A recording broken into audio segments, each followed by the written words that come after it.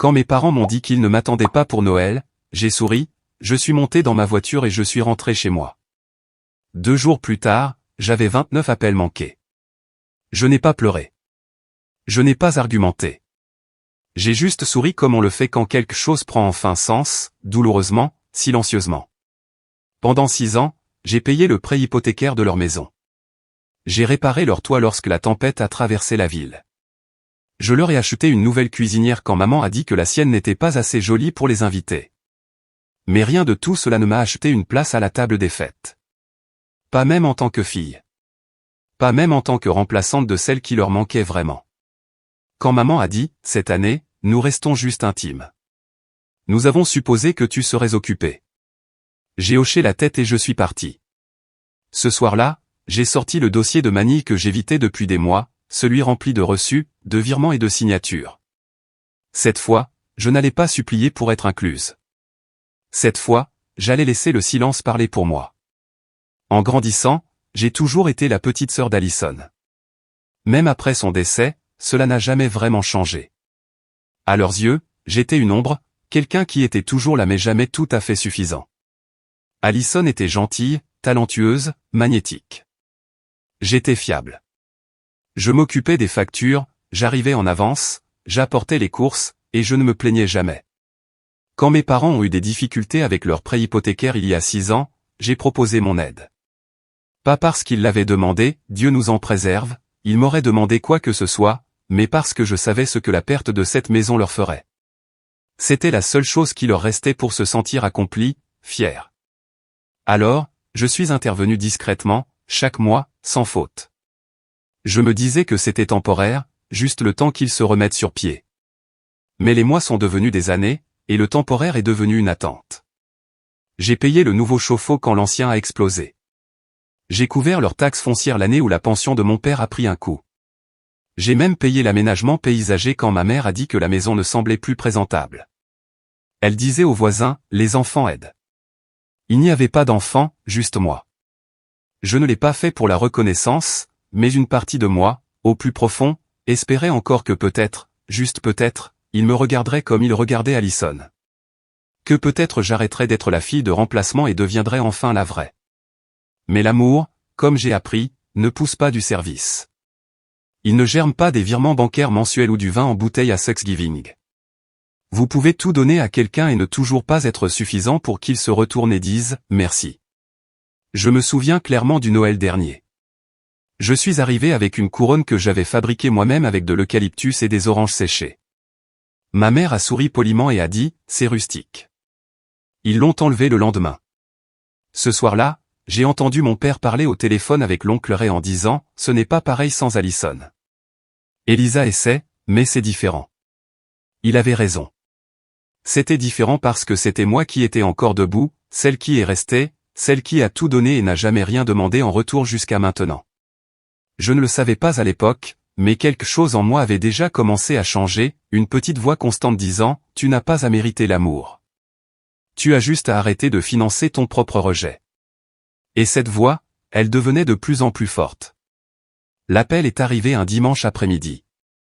Je pliais du linge, écoutant à moitié une vieille playlist de Noël quand la sonnerie a vibré. Maman.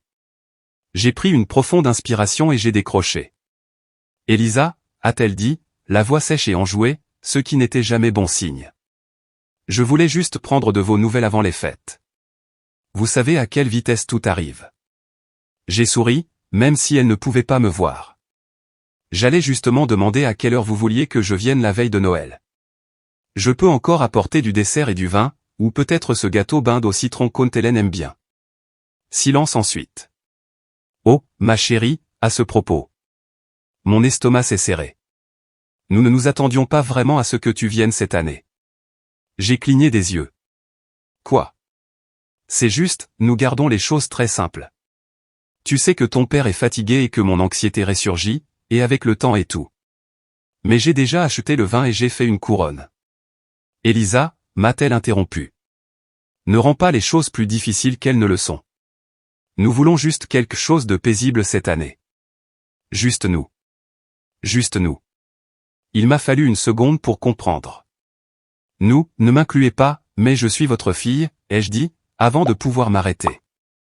Ma voix n'était pas en colère, elle sonnait petite, étrangère. Je sais, chérie, mais tu es toujours si intense pendant les fêtes. Ces dernières années ont été difficiles, et nous voulons juste respirer. D'accord. Oui. Parce que rien ne dit détente comme exclure la seule personne qui payait leur prêt hypothécaire. Je vois, ai-je dit doucement. Elisa, ne le prends pas mal. Nous avons juste besoin d'espace cette année. Peut-être que nous pourrons faire quelque chose en janvier. Janvier? Comme un rendez-vous chez le dentiste. J'ai eu envie de crier. J'ai eu envie de pleurer. J'ai eu envie de demander comment il pouvait me faire ça après tout ce que j'avais donné. Mais au lieu de cela, j'ai regardé la pile de linge à côté de moi, tous des vêtements de travail que je ne pouvais pas me permettre de remplacer à cause des paiements mensuels que je leur envoyais. J'ai ravalé ma fierté et j'ai dit, bien sûr, ça semble logique. Maman a expiré, soulagée. Je savais que tu comprendrais. Tu es toujours si mature à ce sujet. Oui, mature. J'ai raccroché et j'ai fixé mon téléphone. Puis je me suis dirigé vers mon classeur, j'ai ouvert le tiroir du bas et j'ai sorti le dossier marqué « Maison, maman, papa ». Il était plus épais que je ne m'en souvenais.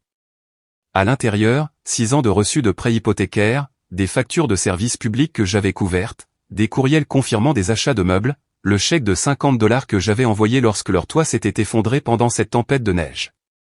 J'ai posé chaque papier sur la table comme si je construisais un dossier au tribunal, parce que peut-être que j'en étais là. Peut-être que, pour la première fois, j'en avais fini de prétendre que je leur devais quoi que ce soit. Le lendemain matin, j'ai appelé la banque. Pas par rage, pas par méchanceté, mais par clarté. Bonjour, oui, j'aimerais annuler un transfert mensuel automatique, ai-je dit calmement, tenant mon café dans une main et mon estime de soi entière dans l'autre. La représentante du service clientèle, Rachel, a demandé les détails habituels, numéro de compte, dernière transaction, code de sécurité. Je lui ai tout donné sans hésitation. Il n'y avait aucun tremblement dans ma voix, aucun doute. D'accord, Elisa, a-t-elle dit. Il semble que nous transférions $1850 chaque mois vers un compte hypothécaire se terminant par 9211 depuis 6 ans. Est-ce exact? J'ai laissé échapper un petit souffle. Oui, c'est celui-là. Et quand souhaitez-vous que l'annulation prenne effet? J'ai regardé le calendrier sur le réfrigérateur. Le 15 décembre était entouré en rouge, le même jour où le paiement quittait habituellement mon compte. Immédiatement, ai-je dit, à compter d'aujourd'hui. Rachel a marqué une pause. Bien reçu. C'est fait. Puis-je vous aider avec autre chose? Non, ai-je répondu. C'est tout. Mais en réalité, ce n'était que le début. J'ai raccroché et je suis resté dans le silence de ma cuisine, laissant le poids de cette décision s'installer dans mes os. Je n'étais plus en colère. Je n'étais pas triste. J'étais libre. Pour la première fois depuis 6 ans, ma paix était à nouveau à moi. Chaque heure que j'ai passée à faire des heures supplémentaires, à moi. Chaque vacance sautée, à moi. Chaque nouveau client que j'ai intégré alors que j'étais épuisé et au bord du burn-out, à moi. C'était comme respirer de l'air après des années sous l'eau. Je suis allé dans le salon et je me suis assise dans le vieux fauteuil inclinable que je n'avais jamais remplacé parce que le prêt hypothécaire de papa et maman passait avant. Les coussins ont soupiré sous moi comme s'ils attendaient aussi ce moment. J'ai regardé mon appartement, peinture écaillée près des fenêtres, un robinet qui goutte toutes les 3 secondes, une étagère affaissée que j'avais réparée avec du ruban adhésif. Tout cela représentait des rêves retardés que je ne pouvais pas me permettre de réaliser parce que je finançais l'illusion de confort de la classe moyenne de quelqu'un d'autre. Et il ne m'avait même pas invité à dîner. Je me suis levé, je suis allé au miroir dans le couloir et je me suis regardé. Je ne voyais pas une fille amère. Je voyais une femme qui réclamait ses limites. Quelqu'un qui avait confondu sacrifice et amour pendant beaucoup trop longtemps. Quelqu'un qui avait enfin tracé une ligne. Et de l'autre côté de cette ligne, le silence. Fini les appels de ma mère me demandant si je pouvais simplement couvrir la facture des ordures ce mois-ci. Fini la culpabilité de mon père sur la difficulté de la retraite. Fini les excuses pour exister trop fort dans un espace où je n'ai jamais vraiment été vu. Juste le silence. Et c'était magnifique. Pendant les 48 heures suivantes, il n'y a eu rien. Pas d'appel, pas de messages vocaux cryptiques, juste le doux bourdonnement de mon radiateur, le tic-tac de l'horloge de la cuisine, et la satisfaction tranquille de savoir que j'avais enfin arrêté de saigner pour des gens qui n'avaient jamais remarqué la blessure. J'ai passé la première journée à emballer des cadeaux pour des amis, des collègues, et moi-même. J'ai allumé une bougie de pain et j'ai fait du chocolat chaud avec des marshmallows. J'ai même regardé « La vie est belle » sans pleurer. Ce n'était pas solitaire, c'était paisible. Je ne m'attendais pas à ce que quelque chose se produise immédiatement. Mes parents ne remarquaient jamais les choses jusqu'à ce qu'elles les dérangent. Mais dès le matin du 3e jour, mon téléphone s'est allumé comme un arbre de Noël, 29 appels manqués. Les 3 premiers étaient de ma mère. Les 5 suivants de mon père. Puis sont arrivés les voisins. Tante June, quelqu'un nommé Paul de l'église, et finalement un numéro que je ne reconnaissais pas, probablement leur avocat. Je n'ai répondu à aucun d'eux. Au lieu de cela, je me suis assise sur le canapé en pyjama, sirotant mon café dans une tasse ébréchée et regardant le chaos se dérouler sur mon écran de verrouillage.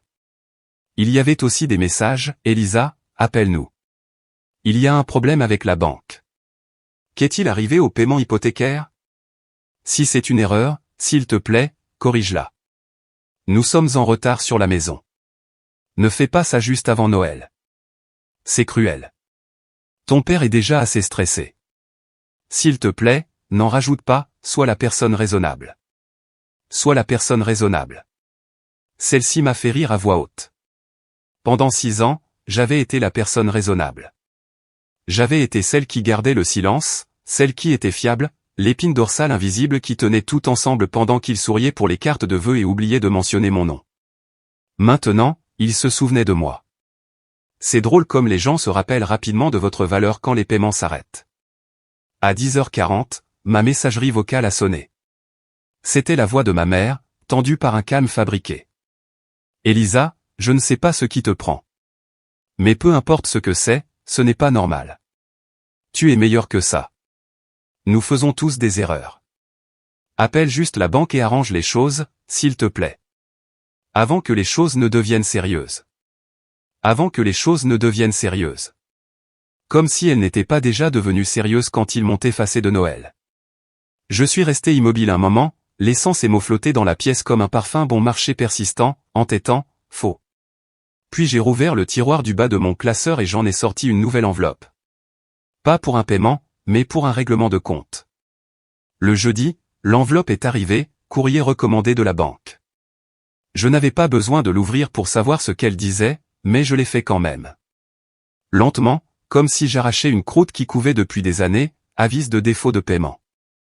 Mes parents étaient maintenant en retard de 31 jours sur leur prêt hypothécaire. Et comme ils avaient refinancé sous mon nom il y a 6 ans, leur crédit était déjà en ruine. Ils ne pouvaient pas simplement s'en occuper eux-mêmes. Ils étaient exposés. Je me suis assise à ma table de cuisine lisant chaque ligne avec des yeux stables. Les chiffres ne me surprenaient pas. $1850 en retard, $75 de frais de retard. Un rappel joyeux que, des procédures de saisie immobilière peuvent commencer si le solde n'est pas réglé dans les 15 jours. J'ai siroté mon thé. 15 jours, juste à temps pour le nouvel an. À la tombée de la nuit, les appels se sont intensifiés. J'ai mis mon téléphone en sourdine et j'ai regardé les messages vocaux s'accumuler comme de la neige sur un porche. Personne n'a pris la peine de déneiger. Puis est arrivé l'email. Objet de papa, lis s'il te plaît. Il n'était pas long. Mon père n'utilisait jamais plus de mots que nécessaire. Il expliquait comment Allison aurait géré quelque chose différemment. Elisa, je sais que les choses ont été tendues, mais ce n'est pas ainsi qu'il faut résoudre un désaccord. La société hypothécaire m'a appelé directement aujourd'hui. Ta mère fait une crise de panique, et nous sommes tous les deux dépassés. Je te demande, non, je te supplie, de régler cela avant que ce ne soit irréversible. Nous sommes une famille. Nous avons fait des erreurs. Mais ne nous punis pas comme ça. Pas pendant les fêtes. Papa, punition. C'était le mot qui ressortait le plus. Il considérait cela comme une punition, pas comme une conséquence, pas comme des limites, pas comme une responsabilité, juste une punition. Parce que pour des gens comme eux, l'amour ne coule que dans une seule direction, vers le haut, vers eux. Tout le reste est une trahison. Je n'ai pas répondu.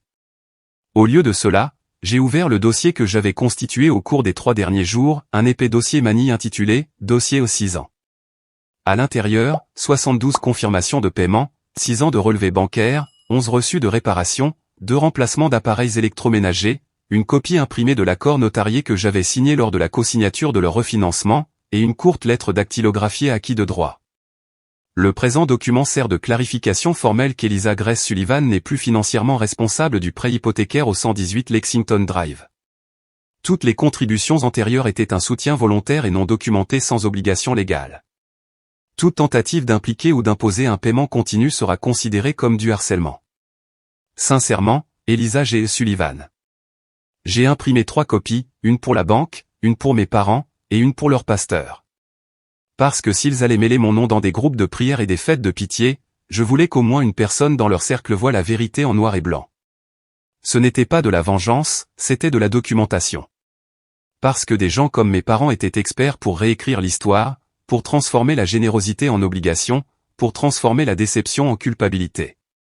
Mais cette fois, l'histoire n'était pas la leur à raconter. Cette fois, c'était la mienne. Le samedi, j'ai envoyé les enveloppes. Une à la société hypothécaire, bien sûr, simple, professionnelle, efficace. Une à mes parents, livrée par courrier recommandé. Signature requise. Et une avec une précision particulière au pasteur Raymond Ellis de la première église baptiste d'Eastbrook, l'homme qui s'était tenu aux funérailles de ma sœur et avait qualifié notre famille de phare de force et d'unité.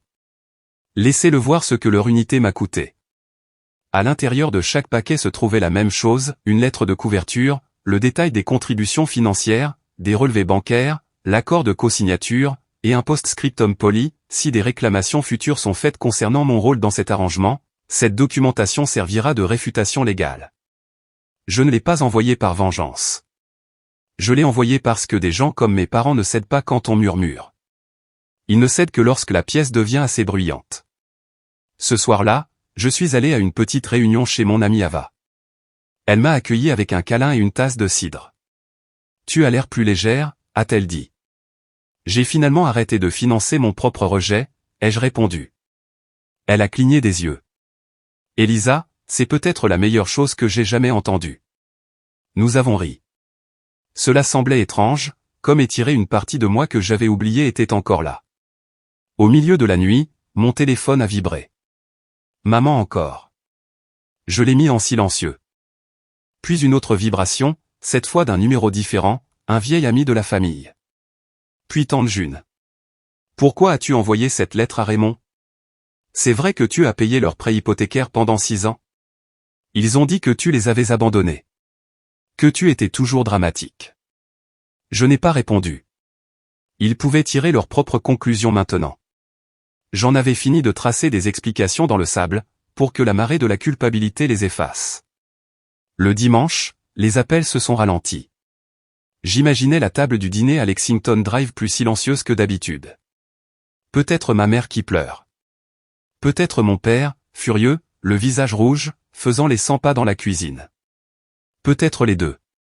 Ils ressentaient enfin ce que j'avais ressenti pendant des années, invisible, inaudible, non invité. Je leur avais donné la seule chose qu'ils ne m'avaient jamais donnée, la transparence. Maintenant, ils pouvaient décider quoi en faire. Et puis est arrivé le message qui m'a fait m'arrêter, « Tu as vraiment envoyé ça au pasteur? Comment as-tu pu nous humilier comme ça? Tu as rendu Noël impossible. » J'ai lu le message 2 fois, puis j'ai répondu, pour la première fois depuis des jours, « Vous avez rendu Noël impossible au moment où vous avez dit à votre fille qu'elle n'était pas désirée. Le reste, c'est juste la gravité qui fait ce qu'elle fait. » Ils n'ont pas répondu. Mais cette nuit-là, j'ai dormi sans me réveiller une seule fois. Pas de crise de panique. Pas de pensée précipitée sur les échéances ou les virements bancaires. Juste le calme, profond, et mérité. Pendant des années, j'ai pensé que ma tâche était de les protéger. Que le silence faisait de moi une noble. Que le sacrifice de soi signifiait la loyauté. Mais maintenant, je savais mieux. Le silence protège les abuseurs, pas les familles. Le sacrifice sans appréciation devient une monnaie pour le confort de quelqu'un d'autre. Et la loyauté, une loyauté qui ne coule que dans un sens n'est pas de l'amour, c'est de la servitude. La veille de Noël, je suis resté à la maison.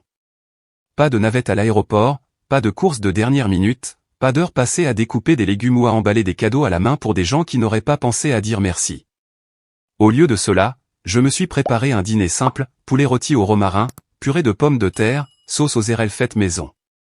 J'ai mangé dans de vraies assiettes avec des serviettes en lin que j'avais gardées pour des invités qui ne sont jamais venus. Du jazz doux jouait dans mes haut-parleurs. Une bougie vacillait sur le rebord de la fenêtre. La paix emplissait l'air comme la chaleur du four. Puis les photos ont commencé à arriver. Message après message de famille, d'amis, c'est vrai? Je pensais que tu n'étais pas venu cette année. Attends, tu as payé leur maison. Quelqu'un à la fête, quelqu'un invité à la même table où je n'étais pas la bienvenue, avait partagé la lettre. J'imaginais la scène, mes parents essayant de rire pour passer à travers. Ma mère souriant trop fixement. Mon père marmonnant quelque chose sur des malentendus et la santé mentale. Mais la vérité était arrivée avec des timbres et des signatures. Et quelqu'un avait commencé à la lire à voix haute. À 20h47, mon téléphone a vibré avec un appel de tante June. Elle n'appelait jamais. Elisa, a-t-elle dit, la voix basse et hésitante. Ce qu'ils t'ont fait? Je n'avais aucune idée. Je n'ai pas répondu tout de suite. Elle a continué, nous étions tous assis à table quand Bethany a ouvert cette enveloppe. Et mon Dieu, c'était comme regarder quelqu'un jeter une allumette dans de l'herbe sèche. Toute la pièce s'est embrassée. Toujours, je n'ai rien dit. Je veux juste que tu saches, a-t-elle murmuré. Les gens parlent. Mais plus que ça, ils commencent à voir. Ce soir-là, je me suis permis de pleurer. Pas de chagrin, mais de libération. Parce que la vérité n'avait plus à vivre seule dans ma poitrine. Parce que je ne portais plus leur image au détriment de la mienne. Le lendemain matin, le jour de Noël, on a frappé à ma porte. Doucement, timidement. J'ai ouvert pour trouver ma mère debout là, dans un manteau bien trop fin pour le vent de décembre. Son rouge à lèvres était barbouillé. Ses cheveux n'avaient pas été brossés. Elisa, a-t-elle dit. Nous devons parler. Je me suis écarté, non pas comme un geste d'accueil, mais pour voir ce qu'elle ferait de cet espace. Elle est entrée lentement, comme une invitée dans une maison étrangère. Au moment où elle a vu la table de dîner soigneusement mise avec 2 chaises vides, l'une en face de la mienne, ses lèvres ont tremblé. « C'est ici que tu as dîné ?» a-t-elle demandé. J'ai hoché la tête. Seule, elle a grincé. « Tu aurais pu venir à la maison. » Non, ai-je dit simplement. Je n'étais pas invité. Rappelle-toi, Elisa, nous ne voulions pas dire ça comme ça. Oui, ai-je répondu. Vous l'avez fait. Et pour la première fois, je vous ai cru. Ses yeux se sont remplis de larmes. Nous étions dépassés. Nous ne savions pas comment t'inclure sans que cela paraisse forcé. Depuis qu'Alison. J'ai levé une main. Ne fais pas ça. Ne l'utilise pas comme ça. Ma voix n'était pas forte, mais elle traversait la pièce. Elle est morte. Je suis resté. Et d'une manière ou d'une autre, j'étais toujours celle qui n'avait pas sa place. Les épaules de ma mère se sont affaissées. Tu t'es assuré que tout le monde sache que je ne venais pas, que je n'étais pas nécessaire, et maintenant la vérité t'a enfin rattrapé, et tu n'aimes pas ce que ça donne en plein jour. Elle a commencé à pleurer. Je suis désolé, a-t-elle murmuré. Je suis désolé pour tout. Pour le prêt hypothécaire, les dîners, la façon dont nous t'avons fait sentir comme une afterthought. Je suis resté immobile. Laissez le silence planer. J'ai apporté quelque chose, a-t-elle dit, en fouillant dans son sac. C'était la couronne, celle que j'avais faite l'année dernière. Celle qu'elle avait qualifiée de rustique et qu'elle avait enlevée le lendemain. Maintenant, elle avait l'air cassante, poussiéreuse, fanée, comme des excuses trop tardives en vert et rouge. Je l'ai trouvée dans le grenier, a-t-elle dit. Je pensais peut-être. Je me suis avancé doucement, et pris la couronne de ses mains et l'ai posée sur la table. Puis je l'ai regardée dans les yeux. J'accepte tes excuses, ai-je dit. Mais cela ne signifie pas que nous revenons en arrière. Elle a hoché la tête, les lèvres tremblantes. Alors qu'est-ce que cela signifie? Cela signifie que l'année prochaine, si tu veux que je sois là, tu me demandes. Tu ne supposes pas. Tu ne me gères pas comme une gêne. Tu m'inclus parce que tu me vois, pas par culpabilité, pas par honte, mais parce que tu le veux enfin. Elle a de nouveau hoché la tête. Puis elle a fait quelque chose que je n'avais pas vu depuis des années. Elle s'est assise à la table en face de moi et a dit « Je suis là ». 3 mois plus tard, les premières jonquilles ont percé le givre devant la fenêtre de mon appartement. Le printemps à Eastbrook arrivait toujours tard, mais cette année, il semblait arriver à point nommé. Je venais de repeindre les armoires de ma cuisine, un verre sauge doux, quelque chose que j'avais toujours voulu faire mais que je n'avais jamais ressenti pouvoir justifier. J'avais l'habitude de dire des choses comme « je ferai ça après le prochain paiement hypothécaire » ou « peut-être l'année prochaine si maman et papa n'ont pas besoin d'aide à nouveau ». Mais maintenant, chaque dollar que je dépensais ressemblait à une brique dans les fondations de ma propre vie. J'avais ouvert un compte d'épargne. J'avais suivi un cours de poterie le mardi soir. J'ai commencé à acheter des fleurs fraîches juste parce qu'elles me faisaient sourire. Et le dimanche, je les passais avec Rosa, ma voisine du dessus, et ses filles jumelles. Elles m'appelaient Miss E. Et la semaine dernière, elles m'ont donné une carte faite à la main qui disait « Merci d'être toujours là ». J'ai pleuré en rentrant chez moi. Pas parce que ça faisait mal, mais parce que ça ne faisait pas mal. Quant à mes parents, ils s'en sortent. La banque leur a accordé une prolongation à court terme, et ils ont recommencé à gérer leurs propres paiements. Nous nous envoyons des messages de temps en temps, principalement neutres, parfois chaleureux, mais je ne demande plus à être incluse. Et je ne supplie plus d'être vue. S'ils m'invitent le Noël prochain, je déciderai en fonction de ce que je ressens, pas de la culpabilité qu'ils sonnent. Parce que voici la vérité que j'ai apprise beaucoup trop tard, être de la famille ne donne à personne le droit à votre loyauté. L'amour qui doit être gagné par le silence, le sacrifice et le fait de se rapetisser n'est pas de l'amour, c'est une dette, et j'en ai assez payé. Ce soir-là, alors que le soleil descendait derrière les arbres, j'ai allumé une bougie dans mon salon et je me suis assise à la table que j'avais autrefois mise pour une. Cette fois, ce n'était pas solitaire. C'était à moi. Et pour la première fois depuis des années, j'ai su que je n'avais pas annulé Noël. Je l'avais juste finalement choisi de le garder pour moi.